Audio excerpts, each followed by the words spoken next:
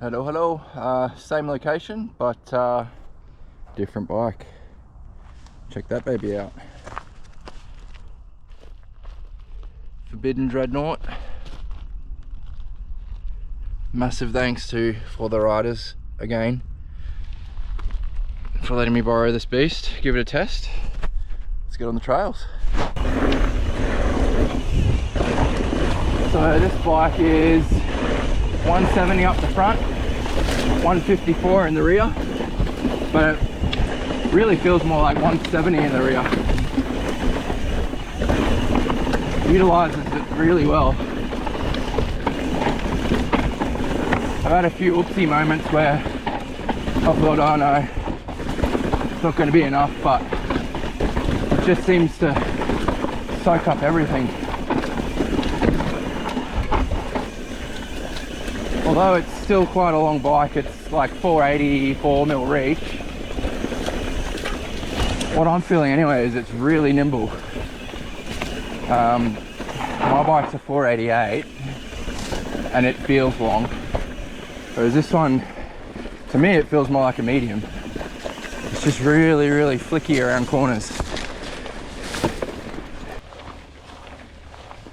Pedaling it uphill, it's probably, I want to say, easier than my bike. It's super comparable. I mean, yeah, I can't really tell, but I definitely can't notice any extra drag from the high pivot. I can hear it, obviously, but I can't feel it. This anomaly might be working wonders as well, but yeah, no complaints riding uphill. Just out of interest, I'm gonna put the anomaly in neutral position. Just see what that's like. I mean, it's definitely a little harder, but that's more the seat angle than the pedaling. Pedaling's the same.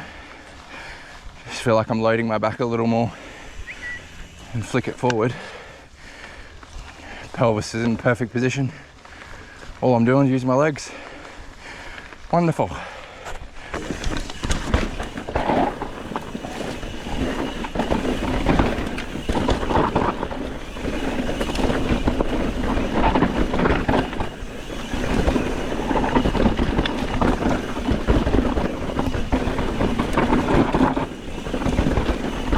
One thing I've really noticed about this bike is how planted the arse end is. It just tracks so well over all that rough stuff.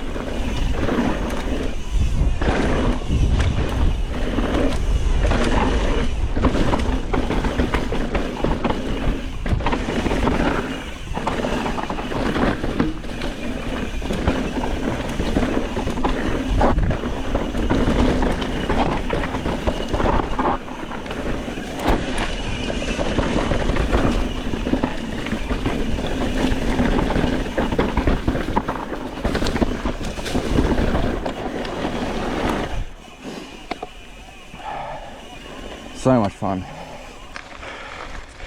Really is a fun, playful bike. Went to Boomers over the weekend on it, and I had so much fun jumping on it. We spent most of the time on Mini Mega. So I've had the bike for about a week now. I kept forgetting to talk in the videos, I was just having too much fun. But I've got my forks off my bike on here. So they're dialed in exactly as I like them. So it's been really good to feel the frame and the rear travel, how they're actually working, and not have to worry about the front, whether that's part of a problem or, you know, getting a feel. So yeah, I feel like the rear end utilizes that 154 so well. What I've noticed, I think I mentioned it before, I had a few whoopsie moments. Did another track over, haven't done for a while. Just did my usual line. Then there's like it used to be a 2 foot drop, and then a sort of okay transition. But with the recent rains, that's like gone. It's just like a full meter and a half to rock. And I've come over that thinking, oh crap, 154 might not be enough. I didn't even feel it. I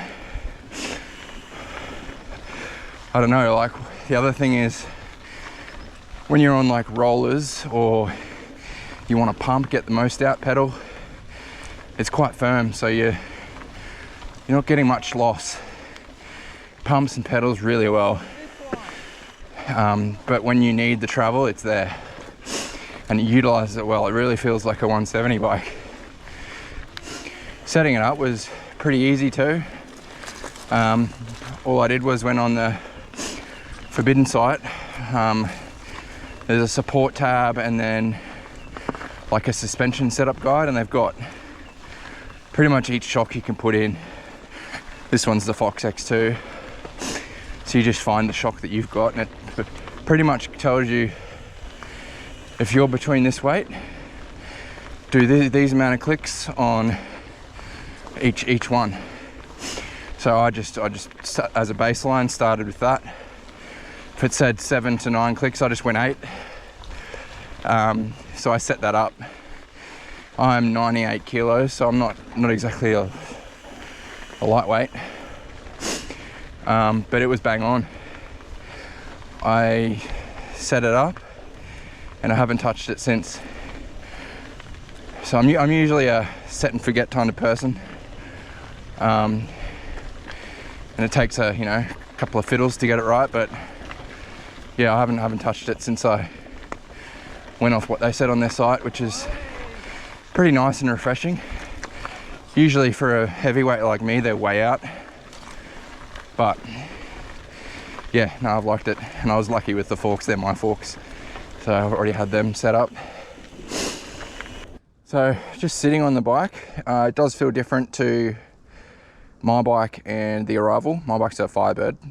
The Firebird and the Arrival feel very similar, kind of like a bit armchairy, plowy, whereas this has more of a race sort of, angry sort of feel, where I feel like the bike's kind of, come on, let's go. But it still plows very, very well.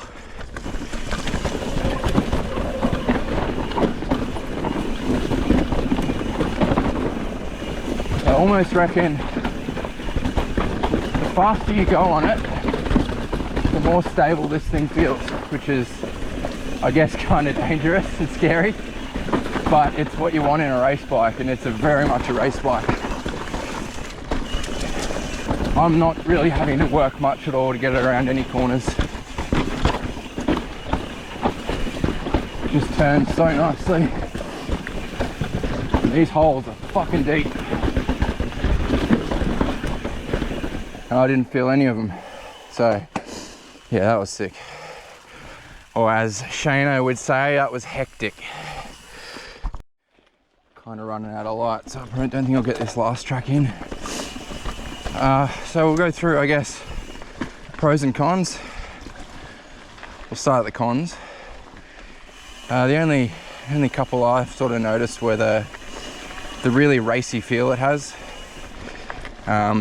Not that kind of comfy armchair feel. You got to buy 2 chains because of the length of the chain. That's probably only the first one. You'll get a couple of uses out of that second chain because it's only like 15 links or something. I did have there's 2 kind of lower rocker link things in the rear suspension, and there's a bolt that links them, and that came loose a little bit, so I just tightened that and it hasn't come loose again.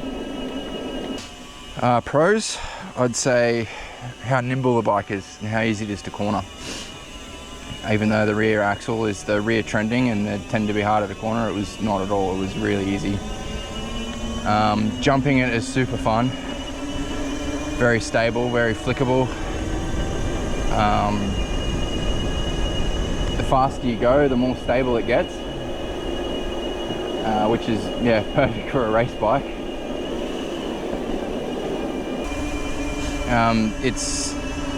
Small bump sensitivity and tracking the ground is fantastic, and its utilization of the 154 is unbelievable. Like it feels like a 170 bike.